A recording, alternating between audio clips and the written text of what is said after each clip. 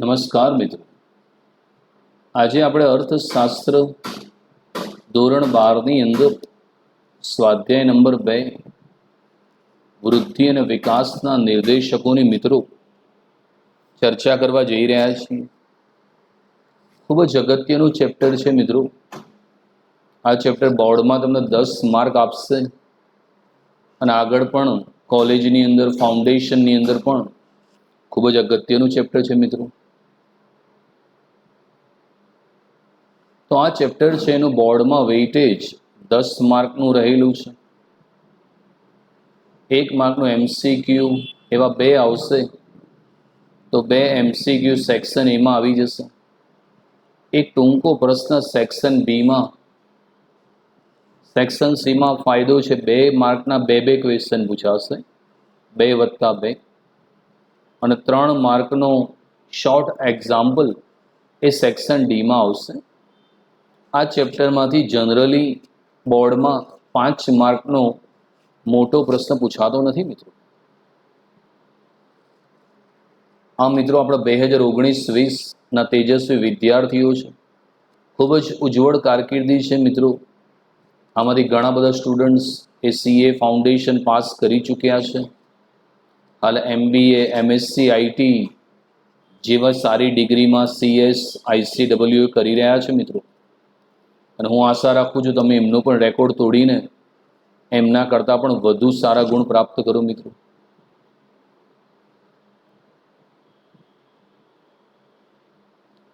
તો પહેલા ઇન્ટ્રોડક્શન લઈએ, પ્રસ્તાવના, એટલે સમજીએ કે આર્થિક વૃદ્ધિ શું છે, આર્થિક વિકાસ શું છે મિત્રો. આર્થિક વિકાસ સાધવો એ વિશ્વના દેશોનો આજે એક સૌથી મહત્વપૂર્ણ ધ્યેય છે. અને તેમાં પણ બીજા વિશ્વયુદ્ધ પછી તો આર્થિક ચિંતનના કેન્દ્ર બિંદુ તરીકે તેને ગણવામાં આવે છે.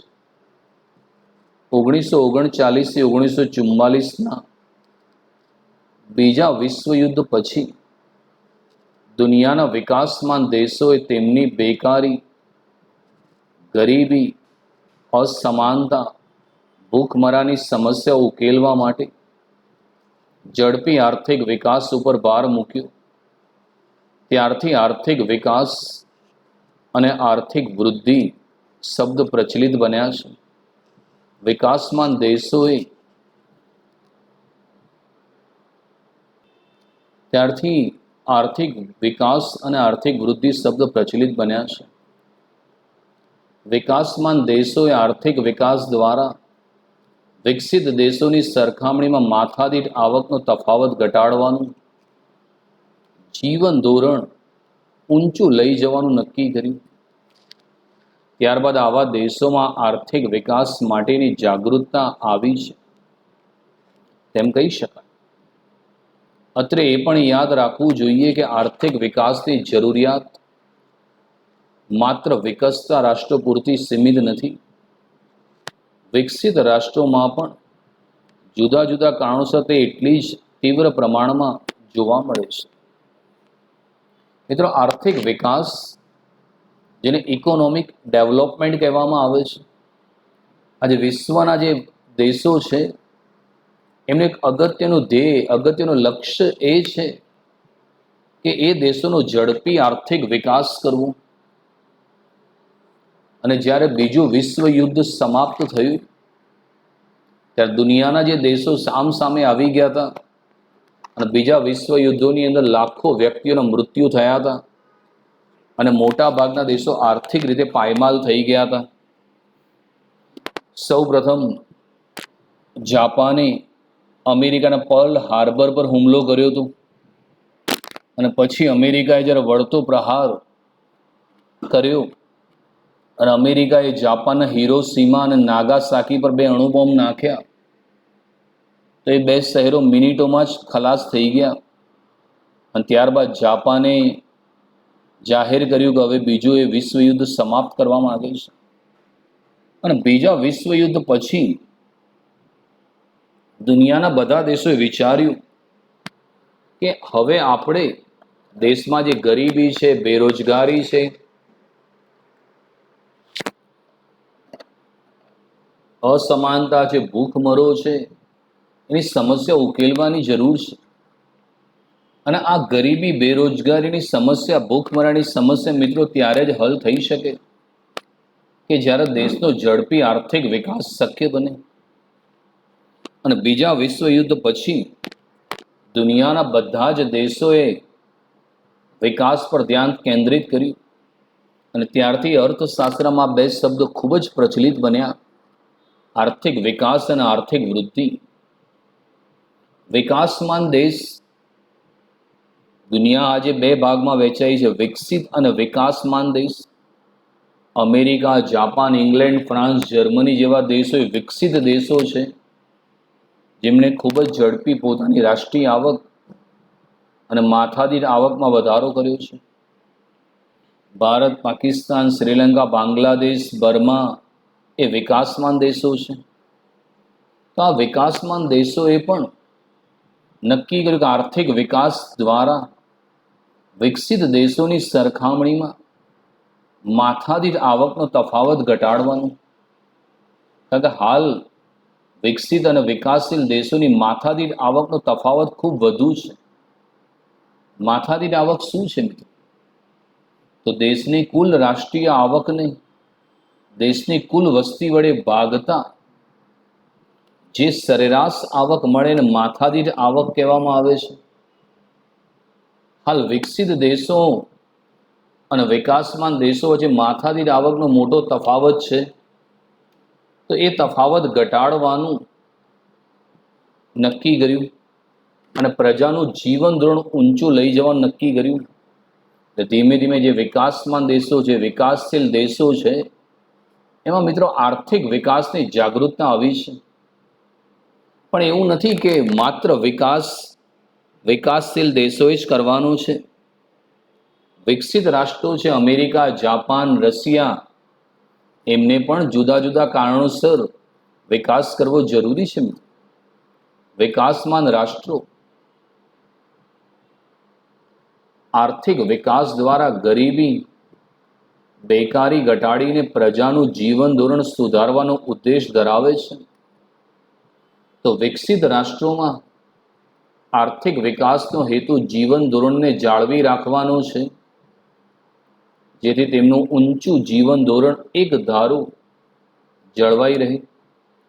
આ રીતે જોતા આર્થિક વૃદ્ધિના દરની જાળવણી એ વિકસિત દેશોનો પ્રશ્ન છે, જ્યારે ઝડપી આર્થિક વિકાસ એ વિકાસમાન દેશોની પ્રથમ આવશ્યક જરૂરિયાત છે. ભારત, પાકિસ્તાન, શ્રીલંકા, બાંગ્લાદેશ જે મિત્રો વિકાસશીલ દેશો છે, એ દેશો આર્થિક વિકાસ કરીને પોતાના દેશમાં જે ગરીબી છે, બેરોજગારી છે, જે ભૂખમરો છે, એને ઘટાડવા માંગે છે અને પ્રજાનું જીવન ધોરણ ઊંચું જાય એવો એક ઉદ્દેશ ધરાવે છે. અને હવે તમે જોઈ શકો કે ધીમે ધીમે ભારતના લોકોનું પણ જીવન ધોરણ ઊંચું આવી રહ્યું છે મિત્રો. એટલે આપણે સારું જીવન ધોરણ પ્રાપ્ત કરવાનું છે. જ્યારે જે વિકસિત રાષ્ટ્રો છે એમનો આર્થિક વિકાસનો હેતુ જીવન ધોરણને જાળવી રાખવાનો છે. અમેરિકાવાળા સારું જીવન જીવે જ છે, પણ એને ટકાવી રાખવાનું છે. આપણે મિત્રો સારું જીવન ધોરણ પ્રાપ્ત કરવા પ્રયત્ન કરીએ છીએ, જ્યારે અમેરિકા, જાપાન જેવા દેશના આર્થિક વિકાસ દ્વારા એમનું જીવન ધોરણ ટકાવી રાખવા પ્રયત્ન કરે છે. જેમ કે ઠોઠ વિદ્યાર્થી હોય એ હોશિયાર બનવાનો પ્રયત્ન કરે અને હોશિયાર છે પોતાની હોશિયારી ટકાવી રાખવાનો પ્રયત્ન કરે છે, જેથી પ્રજાનું ઊંચું જીવન એક ધારું જળવાઈ રહે મિત્રો. એ માટે વિકસિત દેશોએ આર્થિક વૃદ્ધિ દરની જાળવણી કરવી અત્યંત જરૂરી છે. જ્યારે ભારત જેવા દેશોએ આર્થિક વિકાસ પ્રાપ્ત કરી પ્રજાનું જીવન ઊંચું લાવવું એ આવશ્યક જરૂરિયાત છે મિત્રો. એટલે ભારત વિકાસશીલ દેશ છે, એટલે ભારત માટે આર્થિક વિકાસ જરૂરી છે. જ્યારે અમેરિકા, જાપાન, ફ્રાન્સ વિકસિત દેશ છે, એમના માટે આર્થિક વૃદ્ધિ એ જરૂરી છે.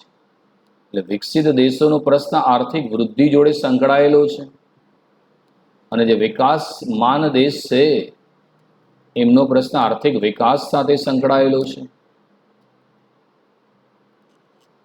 સામાન્ય રીતે આર્થિક વિકાસ એટલે કે ઇકોનોમિક ડેવલપમેન્ટ અને આર્થિક વૃદ્ધિ બંનેને સમાન ગણવામાં આવે છે.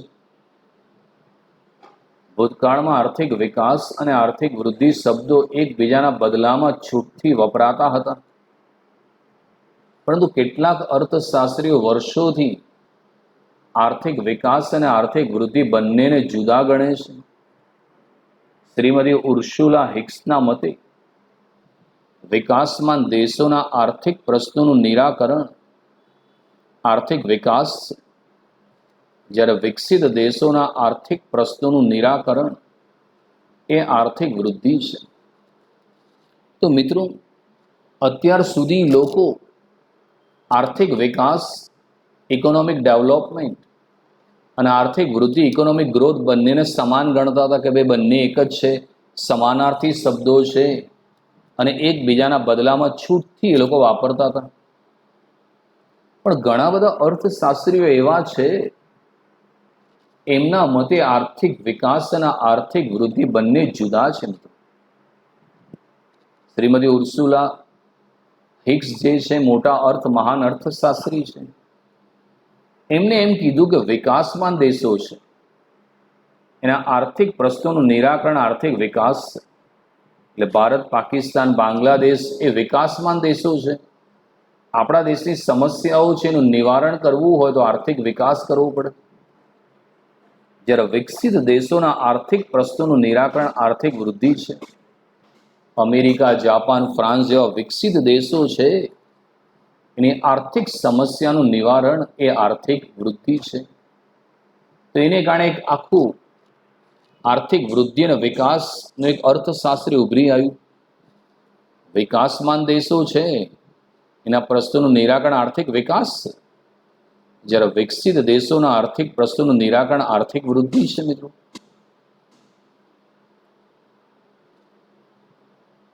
હવે સમજીએ મિત્રો આર્થિક વૃદ્ધિ શું છે, એનો અર્થ, મીનિંગ ઓફ ઇકોનોમિક ગ્રોથ.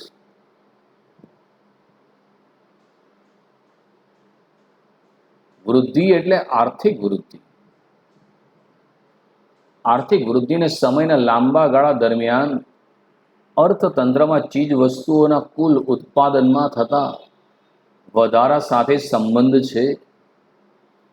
આર્થિક વૃદ્ધિમાં વાસ્તવિક રાષ્ટ્રીય આવક, વાસ્તવિક માથાદીઠ આવકમાં નિરંતર વધારો થાય છે.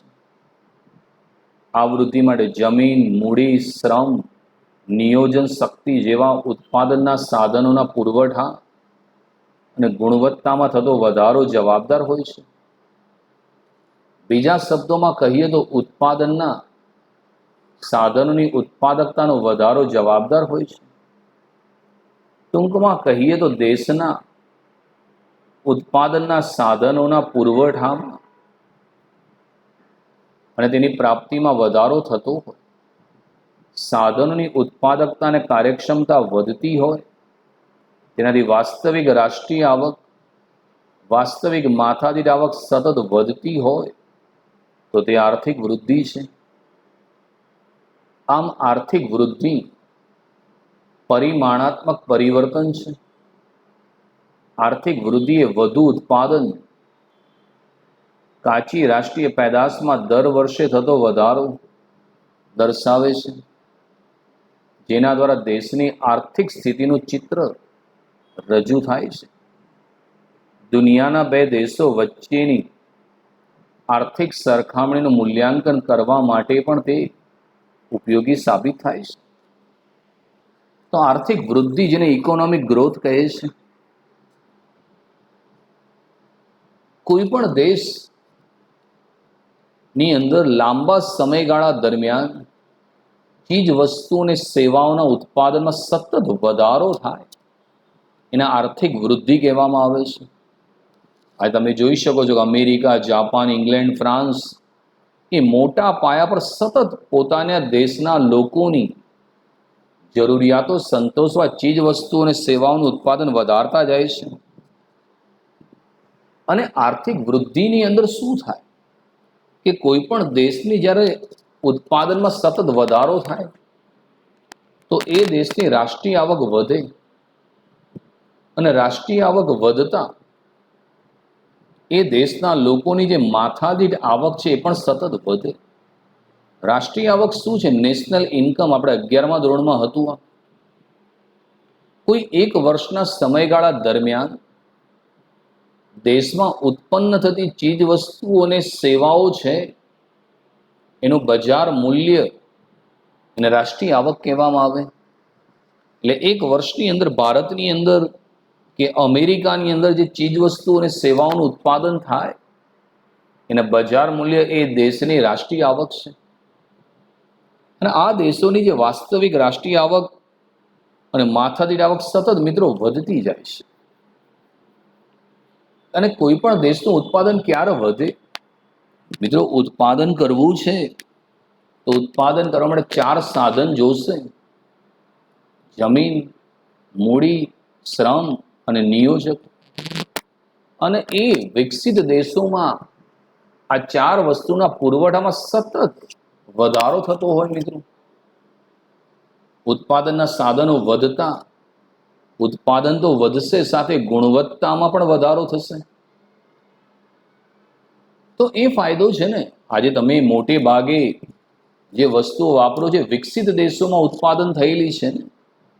આજે કોલગેટ અમેરિકાની કંપની છે, કોકા કોલા તમે લઈ લો, હોન્ડા છે એ જાપાનની કંપની છે, માઇક્રોસોફ્ટ, ગૂગલ, એપલ, પેપ્સી આ બધી અમેરિકાની કંપનીઓ છે. તમે જુઓ કેટલા મોટા પાયા પર ઉત્પાદન કરીને સમગ્ર વિશ્વમાં વેચે છે. અને દુનિયાના આજે મોટા મોટા નિયોજકો છે એમાં અમેરિકાના છે. તમે એમેઝોનનો માલિક કહો તો એ બધા, કે માઇક્રોસોફ્ટ કહો, એ બધા વિકસિત દેશોમાં જન્મેલા છે. અને આ દેશની અંદર ઉત્પાદનના જે સાધનો છે, જમીન, મૂડી, શ્રમ, નિયોજક, એના પુરવઠામાં સતત વધારો થતો હોય છે. અને સાથે સાથે ઉત્પાદનની કાર્યક્ષમતા પણ સતત વધે છે. અને મિત્રો, ઉત્પાદનની કાર્યક્ષમતા સતત વધે તો તમે વધુ સારી ગુણવત્તાવાળી ચીજ વસ્તુઓનું ઉત્પાદન કરી શકો છો. તમારી કાર્યક્ષમતા વધવી જોઈએ, તમારી ઉત્પાદન ક્ષમતા વધવી જોઈએ. અને તેનાથી વાસ્તવિક રાષ્ટ્રીય આવક અને વાસ્તવિક માથાદીઠ આવક પણ સતત વધે. કોઈ પણ દેશની અંદર મિત્રો જેમ જેમ ઉત્પાદન વધતું જાય તેમ તેમ એ દેશની રાષ્ટ્રીય આવક અને માથાદીઠ આવક પણ સતત વધે મિત્રો.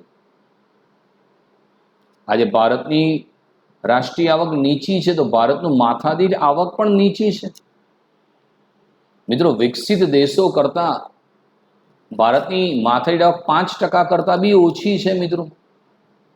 નોર્વે જેવા દેશની જે માથાદીઠ આવક છે એની 2% કરતાં પણ ભારતની આવક નીચી છે. કારણ કે ભારતનું ઉત્પાદન ઓછું છે ને કારણે રાષ્ટ્રીય આવક ઓછી છે, માટે માથાદીઠ આવક પણ ઓછી છે. અને જે દેશની વાસ્તવિક રાષ્ટ્રીય આવક અને વાસ્તવિક માથાદીઠ આવક સતત વધતી હોય તો એને આર્થિક વૃદ્ધિ કહેવાય. એ પરિમાણાત્મક પરિવર્તન છે, એટલે ઉત્પાદનનો વધારો જવાબદાર છે. અને આર્થિક વૃદ્ધિ દ્વારા એ દેશનું તમને ચિત્ર ખબર પડે. અને કોઈ પણ દુનિયાના 2 દેશો છે એની તમે સરખામણી કરવા માટે આર્થિક વૃદ્ધિ દ્વારા એની સરખામણી કરી શકો. તમારે અમેરિકા કે જાપાનની સરખામણી કરવી છે તો બંનેની રાષ્ટ્રીય આવક, માથાદીઠ આવક, આર્થિક વૃદ્ધિના દરના આધારે તમે બંનેની સરખામણી કરી શકો. વ્યાખ્યાઓ. તો હેન્સનના મતે આર્થિક વૃદ્ધિ એટલે રાષ્ટ્રીય આવકનો વૃદ્ધિ દર અથવા વસ્તુઓ અને સેવાઓના કુલ ઉત્પાદનના પ્રમાણમાં થતો વધારો. સાયમન ક્રુઝનેટ પ્રજાને વધુ ને વધુ વૈવિધ્યપૂર્ણ આર્થિક ચીજવસ્તુનો પુરવઠો પૂરો પાડવાની દેશની શક્તિમાં લાંબા ગાળે થતે વધારો એ આર્થિક વૃદ્ધિ છે. તો અર્થશાસ્ત્રી હેન્સનનું કહેવું છે, આર્થિક વૃદ્ધિ એટલે રાષ્ટ્રીય આવકનો વૃદ્ધિ દર અથવા વસ્તુ અને સેવાઓના કુલ ઉત્પાદનના પ્રમાણમાં થતો વધારો. એટલે કે કોઈ પણ દેશની રાષ્ટ્રીય આવકમાં ઝડપથી વૃદ્ધિ થઈ રહી છે, એ દેશમાં ચીજ વસ્તુ અને સેવાઓનું ઉત્પાદન સતત વધી રહ્યું છે, એ આર્થિક વૃદ્ધિ દર્શાવે છે. જ્યારે સાયમન ક્રુઝનેટ્સ એ પણ એક મહાન અર્થશાસ્ત્રી છે, એમનું એમ કહેવું છે કોઈ પણ દેશની જે પ્રજા છે એને વધુ વૈવિધ્યપૂર્ણ આર્થિક ચીજવસ્તુઓનો પુરવઠો પૂરો પાડવાનો.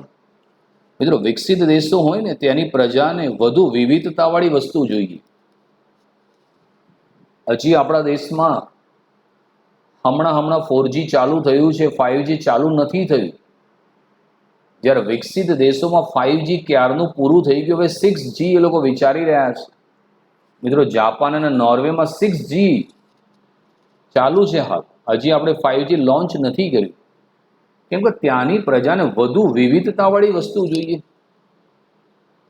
હજુ આપણે આઈફોન નથી વસાયા, જ્યારે અમેરિકામાં આઈફોનના નવા મોડેલ્સ આવતા જ રહેશે. ત્યાંની પ્રજા મિત્રો નવું અપનાવતી જાય છે. અને કોઈ પણ દેશ છે એ જ્યારે પ્રજાને વધુ ને વધુ વૈવિધ્યપૂર્ણ ચીજવસ્તુ પૂરો પાડે, એ લાંબા સમય સુધી હોય, એને આર્થિક વૃદ્ધિ કહેવામાં આવે છે. આર્થિક વૃદ્ધિના ખ્યાલની મર્યાદાઓ. આર્થિક વૃદ્ધિમાં માત્ર પરિમાણાત્મક પરિવર્તનો જ ધ્યાનમાં લેવામાં આવે છે. પરિમાણાત્મક મિત્રો, બે પ્રકારના પરિવર્તન હોય, પરિમાણાત્મક અને ગુણાત્મક. દેશમાં કુલ ઉત્પાદનમાં જે વધારો થાય એને પરિમાણાત્મક કહેવામાં આવે. અને દેશમાં ઉત્પન્ન થતી વસ્તુની જે ગુણવત્તામાં સુધારો થાય, પાયાની સવલતો સુધરે અને ઉત્પાદન વધે ને ગુણાત્મક કહેવામાં આવે. આર્થિક વૃદ્ધિમાં પરિમાણાત્મક પરિવર્તનો જવાબદાર છે, કારણ કે એ વિકસિત દેશોમાં મિત્રો મોટા પાયા પર ઉત્પાદન થઈ રહ્યું છે. બીજું છે, આર્થિક વૃદ્ધિમાં રાષ્ટ્રીય આવક અને માથાદીઠ આવક વધે છે, પણ સંસ્થાકીય અને મનોવૈજ્ઞાનિક વલણો યથાવત રહે છે. એટલે આર્થિક વૃદ્ધિ જે છે એમાં એ દેશની રાષ્ટ્રીય આવક સતત વધે છે. રાષ્ટ્રીય આવક વધવાનું કારણ એ છે કે એ દેશમાં મોટા પાયા પર ઉત્પાદન થાય તો મોટા પાયા પર પ્રજાને રોજગારી મળશે. રોજગારી મળતા એમની આવક વધશે, એમનું જીવન ધોરણ ઊંચું આવશે.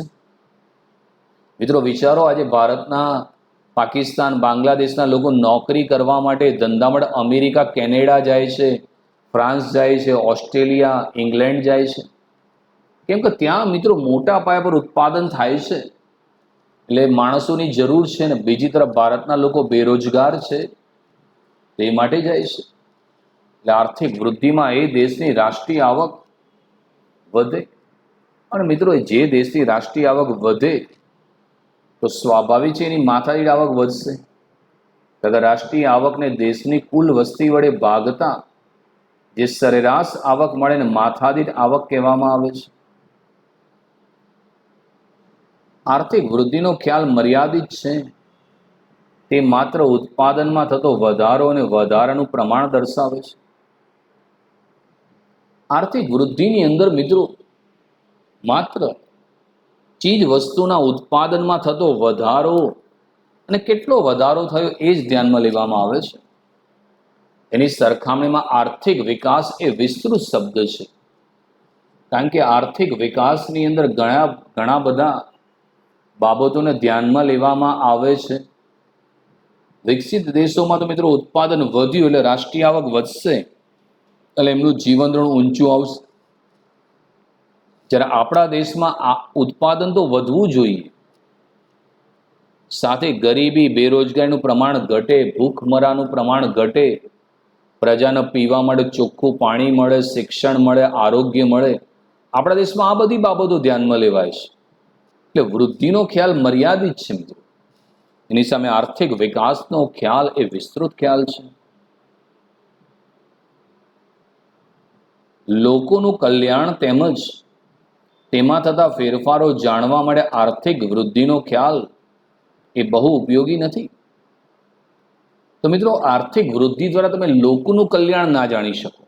એનું કારણ છે કે અમેરિકામાં તમે એમ ના કહેતા, વિચારતા કે અમેરિકામાં કોઈ ગરીબ નહીં હોય, કોઈ બેરોજગાર નહીં હોય. મિત્રો, અમેરિકામાં દુનિયાના ધનિક લોકો રહે છે. માઇક્રોસોફ્ટ વાળો, ગૂગલ વાળો, એમેઝોન, કોકા-કોલા, કેડબરી. અને મિત્રો, એ સતત ઉત્પાદન કરે છે. એટલે અમેરિકાની રાષ્ટ્રીય આવક અને માથાદીઠ આવક વધે છે.